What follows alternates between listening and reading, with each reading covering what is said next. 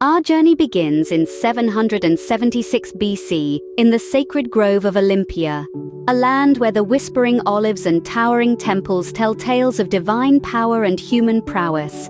This is the birthplace of the Olympic Games, a competition of strength, skill, and spirit, held in honor of Zeus, the king of the gods.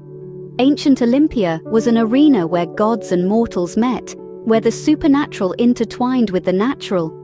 Each game was not just a test of physical might, but a religious event, a tribute to the divine. Athletes pushed the boundaries of human potential, racing, wrestling, and battling under the watchful eyes of omnipotent beings. The games were held in Olympia, a sanctuary of ancient Greece. Nestled in a lush valley in the western Peloponnese, Olympia was more than just a sporting venue. It was a place of worship, a place of peace, a spiritual sanctuary where the gods were close and their favor was sought. From the dusty tracks of the running stadium to the sacred altar of Zeus, Olympia was a testament to the deep-rooted belief in the divine, a belief that shaped the very essence of the games. Here, amidst the whispering olives and towering temples, the first Olympic Games were held in honor of Zeus, king of the gods. Only free men who spoke Greek could compete, training for months in disciplines that tested the limits of human endurance and skill.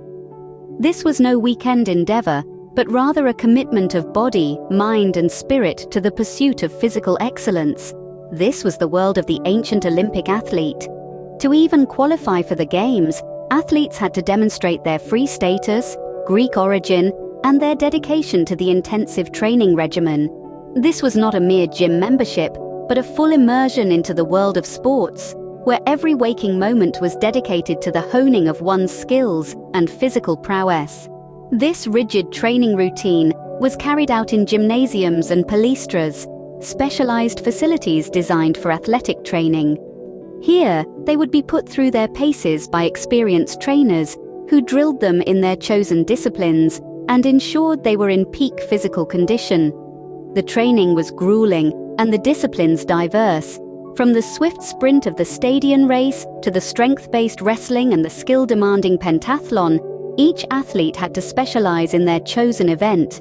The pentathlon, a combination of 5 events including long jump, javelin throw, discus throw, stadium race, and wrestling, was considered the ultimate test of an athlete's versatility and endurance. Athletes would also train their minds, learning the rules and strategies of their events, understanding the nuances of their competition, and cultivating the mental resilience that would carry them through the toughest of contests. This was not just about physical strength, but also about strategic thinking and mental fortitude. The diet, too, was a critical part of an athlete's training. Unlike today's protein shakes and balanced meals, ancient athletes followed a meat-heavy diet, often consuming large quantities of meat to build muscle and strength. They trained tirelessly, their eyes set on the ultimate prize, the laurel wreath. This symbol of honor and victory was far more than a simple crown of leaves. It was a testament to their dedication, determination, and the spirit of competition that was at the heart of the ancient Olympic Games. From the intense foot races of the stadium to the brutal combat sports of boxing and pankration, each event was a tribute to the gods themselves. In the heart of the ancient Olympic Games were the events, each a testament to the might, courage, agility, and endurance of the participating athletes. The Games kicked off with the stadium, a sprint covering the length of the stadium. The race was a test of raw speed, and a victory was highly coveted, often immortalizing the winner's name in the annals of history. Then came the diaulos, a 2-stadia race, doubling the challenge and the glory. The long-distance race, the dolikos, tested not just speed but stamina, running 24 lengths of the stadium.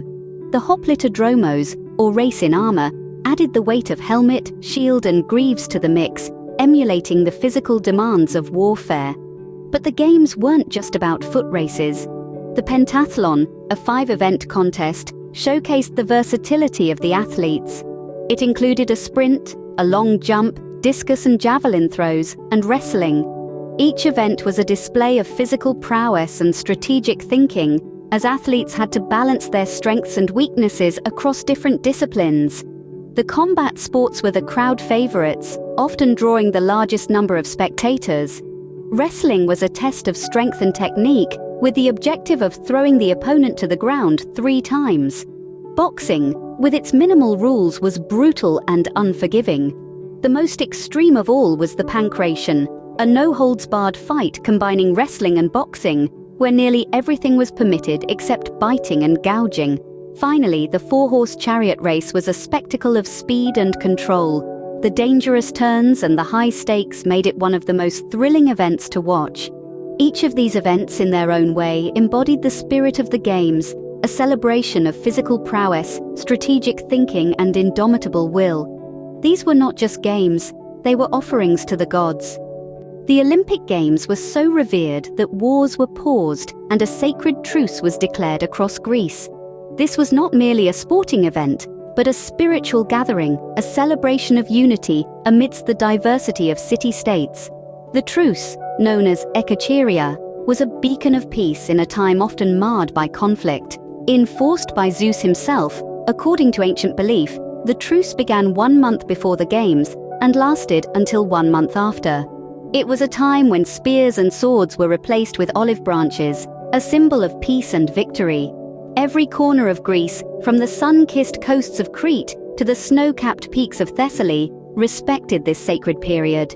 During this time, athletes, spectators, and dignitaries journeyed to Olympia, unthreatened by the spectre of war. The truce not only facilitated safe passage, but also fostered a sense of camaraderie among the diverse Greek city-states. This sacred truce allowed athletes and spectators to travel safely to Olympia. Victory brought no material reward, but the olive wreath crown bestowed upon winners was a symbol of honor and glory that would last a lifetime. In the ancient Olympic Games, the goal was not monetary gain, but the pursuit of excellence. The victor's prize was an olive wreath, also known as a kotinos, made from the sacred olive trees of Olympia. This simple yet profound symbol represented the highest honor. The victors were hailed as heroes, their names etched in the annals of history, their deeds celebrated in songs and poems. They returned to their hometowns in chariots, often passing through walls that were purposefully demolished and rebuilt in their honor. Their victory was not just personal, it was shared by their city-state, enhancing its prestige and standing. This laurel wreath was more than just a prize, it was a symbol of supreme honor and divine favor. Though the ancient games ended in the 4th century AD, their spirit lives on, inspiring the modern Olympics and continuing to captivate the world. The ancient Olympic Games, this grand spectacle of human endeavor, was not just about athletic prowess, but also about cultural exchange, peace, and respect. Their legacy is not confined to the realm of sports alone, but extends into our collective consciousness, shaping how we perceive competition, honor, and unity. The modern Olympics, born in the late 19th century, bear the unmistakable imprint of their ancient predecessor. The tradition of the torch relay, the symbolic olive wreath, and the essence of peaceful competition all find their roots in the ancient games. The Olympic Games continue to embody the spirit of sportsmanship, pushing the boundaries of human potential just as they did over 2 millennia ago. Furthermore, the ancient games have had a profound impact on global culture. The idea of international sporting events, the concept of amateurism in sports, and even the motto Citius, Altius, Fortius, faster, higher, stronger, all stem from the ethos of the ancient Olympics. From the sands of Olympia to the global stage of today, the Olympic Games remain a celebration of human potential and a bridge between our past and present.